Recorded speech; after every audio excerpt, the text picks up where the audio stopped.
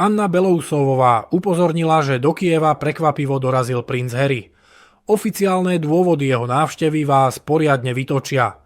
Vrchol cynizmu a urážka ukrajinského národa, reaguje Belousovová. Odoberajte kanál Politika na rovinu, pretože ďalšie zaujímavé video sa pre vás už pripravuje. Dnes ráno princ Harry pricestoval vraj neohlásene do Kyjeva. Podľa tlače cieľom jeho cesty je pripomenúť svetu, že vojna na Ukrajine neskončila, podporiť zranených vojakov a veteránov a upozorniť na humanitárne projekty.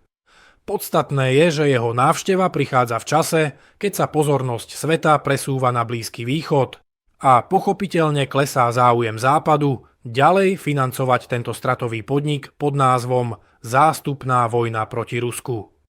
Európskym, a vyzerá to tak, že hlavne anglickým a americkým dodávateľom zbraní Ukrajine sa to veľmi nepáči. Nepáči sa im ani to, že na Ukrajine narastá vo vnútri spoločnosti odpor proti vojne. Dokazujú to aj videá na sociálnych sieťach, kde občania obracajú svoj hnev proti lovcom ľudí zo zelenského gestápa a bránia svojich synov a mužov pred násilným odvlečením na front.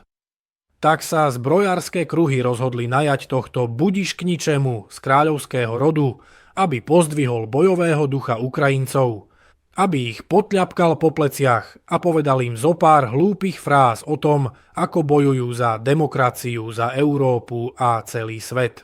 Keď čítam reakcie obyčajných Ukrajincov na túto návštevu, som rada, že pochopili, o čo ide.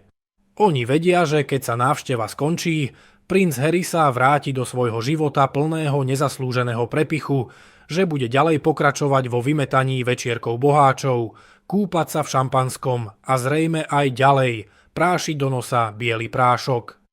Za svoju ukrajinskú misiu zhrabne po vzore hollywoodských hviezd tučný honorár a bude pokračovať vo svojom živote.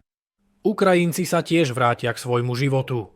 Tých chudobných, ktorí sa nevedia vyplatiť lovcom, budú ďalej posielať na front, kde sa budú kúpať v špine, blate a krvi. Je vrchol cynizmu, že Ukrajincom poslali dvíhať bojového ducha práve tohto nepodarka, ktorý si v celom svojom zbytočnom živote nezarobil ani na kúsok chleba a ktorý si vojenskú uniformu obliekal len pre zábavu alebo objektívy fotoaparátov. Je vrchol cynizmu, že tento nepodarok ide povzbudzovať vojenských veteránov. Je vrchol cynizmu, že vedenie Ukrajiny so Zelenským na čele si aj touto šaškárňou robia z vlastných občanov dobrý deň. Cynicky sa smejú z ich utrpenia.